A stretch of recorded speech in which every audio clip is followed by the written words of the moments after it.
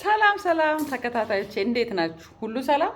እኔ ጋር ሁሉ ሰላም ነው፣ እግዚአብሔር የተመሰገነ ይሁን። እንዴት ናችሁ? ድምፅ እያላችሁ ነው። ድምፅ እርግጠኛ ነኝ አሁን ይሰማል። ምክንያቱም የዛን ቀን አይኖ ቀስ እያልኩ ነበር ማውራው ልጆች ተኝተው ስለነበረ ማለት ነው። ዛሬ ስለምን ላዋያችሁ መሰላችሁ የመጣሁት? ማዋያየት ሳይሆን ስለምን ልነግራችሁ መሰላችሁ የመጣሁት? ደረቅ አትሁኑ። ይሄንን እንድል የሆነ መጽሐፍ ቅዱስ ሳነብ ኢየሱስ ክርስቶስ ተራበና ከበለሷ ለመብላት ወደ በለሷ ሄደ። ከዛ በለሷ ምንም ነገር አልሰጠችውም፣ ደረቅ ነበረች እና እስከ ወዲያኛው ነው የረገማት እና ደርቃ የቀረችው ማለት ነው። እና ምን ልላችሁ ነው? እናንተም ደረቆች አትሁኑ። የሆነ ሰው እናንተ ጋር የሆነ ነገር ሊፈልግ ሲመጣ ደረቅ አትሁኑ። ይሄንን ልል የቻልኩበት ምንድን ነው? ብዙ ሰዎች ዛሬ ላይ እንደዛ ናቸው። ምንም ነገር አታገኙባቸውም። የሆነ ነገር ልታማክሯቸው ስትሄዱ ኧረ ምናምን አፋፋችሁን ነው የሚመቱት እና ደረቅ አትሁኑ። ሰዎች እስቲ እንትና ጋር ሄጄ መፍትሄ ላገኝ፣ እስቲ እንትና ላማክራት፣ እሷ እኮ መፍትሄ አታጣም፣ እሷ እኮ መላ አታጣም የምትባሉ አይነት ሰዎች እንድትሆኑ ይሄን ልመክራችሁ ነው።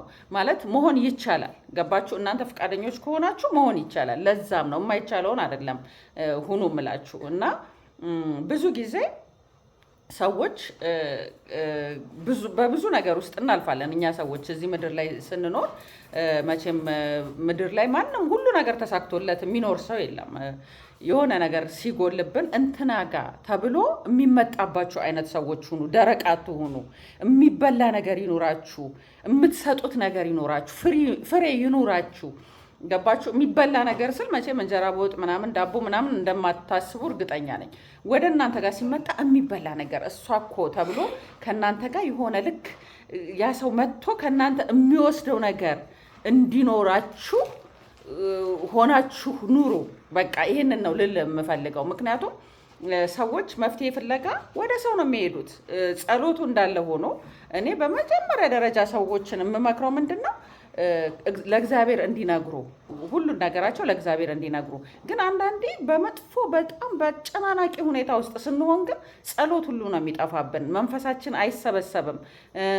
በቃ ልንጸልይ ስንንበረከክ ችግራችን፣ ሁኔታው ምናምን ያ ነገር ነው የሚመጣው እንጂ ከእግዚአብሔር ጋር ቀጥታ አንገናኝም። በቃ እምነታችን የሚፈተንበት ጊዜ አለ። ገባችሁ?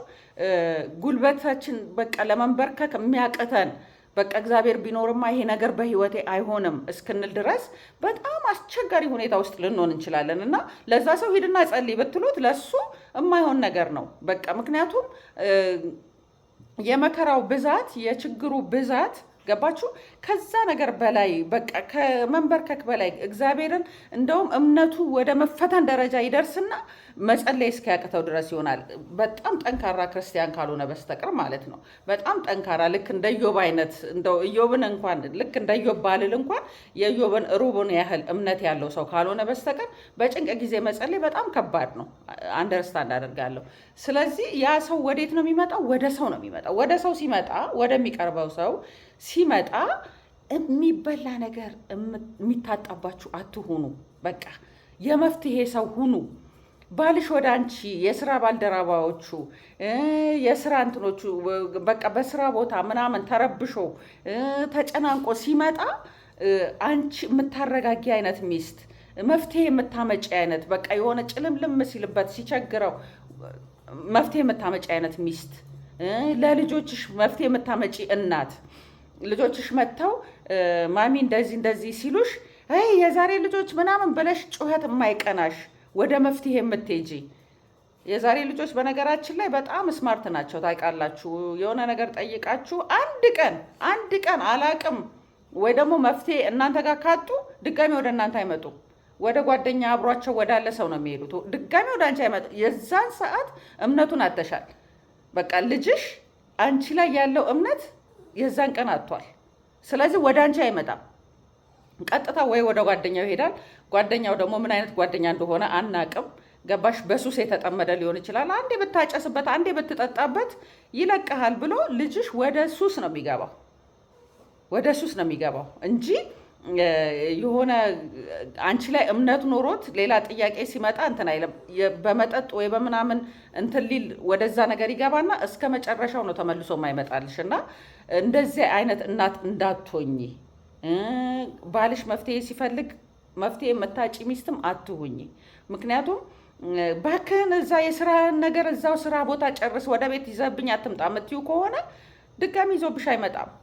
ምን ሆነ ነው የተጨናነቀው ምናምን ብለው ወይ ሱሰኛ ጓደኞቹ ይጠልፉብሻል፣ ወይ አንዷ ጸሐፊውም ልትሆን ትችላለች፣ ወይ ጸሐፊው ልትሆን ትችላለች፣ ወይ የስራ ባልደረባው የሆነ መፍትሄ ካመጣች በጨነቀው ቁጥር ወደ እሷ ይሄድና ከነጭራሹ ላይመለስልሽ ነው ማለት ነው። ላይመለስ ይሄዳል። ስለዚህ ልጆችሽንም ባልሽንም ላለማጣት የሚበላ ነገር አንቺ ጋር አይጥፋ። በቃ ኦኬ፣ በቃ ይሄ እኮ መላ አይጠፋም። እስቲ ተረጋጋ፣ ልጅሽንም ባልሽንም ተረጋጉ ብለሽ መፍትሄ ማመንጨት። እንዲህ ብናደርገው ምን ይመስላችኋል? ሁሉ ነገር እኮ መፍትሄ ያለው እንዲህ ቢሆን ምን ይመስላችኋል ብለሽ የመፍትሄ ሰው። ይሄ መፍትሄ እንዴት ይመጣል? በምን? የምንሰማውን ነገር ዛሬ በማንበብ አሁን በጣም ዓለምን የቀየሩ ሰዎች ተመርቀው የሆነ ነገር ሆኖ አይደለም። 4ኛ ክፍል ሊሆኑ ይችላሉ፣ 8ኛ ክፍል ሊሆኑ ይችላሉ። ይሄን ያህል በትምህርት ደረጃቸው የገፉ ሰዎች አይደሉም። እናቶቻችንን አያቶቻችንን መመልከትም እንችላለን። 6 ልጅ፣ 7 ልጅ፣ 9 ልጅ ያሳድጋሉ ምንም ኮሽ ሳይልባቸው። ዛሬ በአንድና 2 ልጅ ወልደው የሚለያዩ ብዙ ሰዎች አሉ አይደለ? እኔ የእናትና የአባቴን ትዳር ለማወቅ አልታደልኩም። ምክንያቱም አባቴ በልጅነቴ ነው የሞተው፣ አላቅም። ነገር ግን የባለቤቴ እናትና አባት ባለቤቴ ሲናገር፣ እህቶቹ ወንድሞቹ ሲናገሩ 9 ልጆች ናቸው ያሏቸው። አንድ ቀን ሲጣሉ ሰምተው አያውቁም። ሳይጣሉ ቀርተው ነው አይደለም። ግን ወደ ልጆች አያመጡም። ልጆች ላይ ሊያደርስ የሚችል ተጽዕኖ ሊያደርስ እንደሚችል ያውቁታል። ስለዚህ እዛችሁ ነው የሚፈቷት። ቡና ጠጡ የሚባል ይሄ ጎረቤቶች ተሰብስበው ቡና የሚጠራሩበት ነገር አለ። እሱ ደንበኛ ቴራፒ ነው። በነገራችን ላይ አንዷ አንድ ሀሳብ ታመጣለች፣ አንዷ አንድ ሀሳብ ታመጣለች። እንዲህ ቢሆንስ ሲባባለው ዲስከስ ያደርጋሉ። 9 ልጅ ሲያሳድጉ ኮሽ አይልባቸውም። 6 ልጅ ሲያሳድጉ ገባችሁ? ለዛውም በላይ ነው የሚወልዱት አይደል? የ2 ዓመት የምናምን እንዳሁኑ በሩቅ አራርቀው ሁላ አይወልዱም። ይሄን ሁላ ጥበብ ከየት አገኙ ስትሉ፣ በቃ ስማርት ናቸው፣ አዳማጮች ናቸው። ከራሳቸው የሆነ የማዳመጥ ወደ ውስጣቸው የማዳመጥ ነገር አለ። ገባችሁ? የአያት የቅድመ አያት ነገሮችን የመናቅ ነገር የለም። ዛሬ ግን በየሚዲያው ስለ ትዳር የሚባል ነገር በየሚዲያው 3-4 በቃ እንደ ሀሸን የፈላው ትዳር አማካሪ ነው። ግን ፍቺውም የበዛው የዛኑ ያህል አሁን ላይ ነው። ለምን? የሆይ ሆይታ ዘመን ነው። በቃ ሰው አዳማጭ የለም፣ አስተማሪ እንጂ አዳማጭ የለም። ሰው ምን ይማርከዋል? እንትና ተጣሉ፣ እንትናን አጥረገረገቻት፣ እንትናን ሰደበቻት ምናምን የሚለውን ነው ክሊክ እያደረገ የሚገባና የሚያየው እንጂ ይሄ ነገር ይጠቅመኛል ብሎ ወደሚጠቅመው ነገር አይደለም እየተሳበ ያለው። አያችሁ? ለዛ ነው ህይወታችሁን ሚዝረብል አታድርጉት። ምረጡ። የምታዩትን ነገር ምንም አይጠቅምም። እንትናን ሰደበቻት፣ እንትና ተጣሉ፣ እንትናን እንዲህ ያለው፣ እንትና እንደዚህ ሆነ፣ ምንም አይጠቅማችሁም ለህይወታችሁ። በቃ አያችሁ ምን ያህል የፍቺ ባል ሚስቱን ምን ያህል እንደሚጎዳ፣ ሚስት ባሏን ምን ያህል እንደምትጎዳ። ይሄ ሁላ ምንድን ነው? ስማርቶች አይደለንም አሁን ላይ።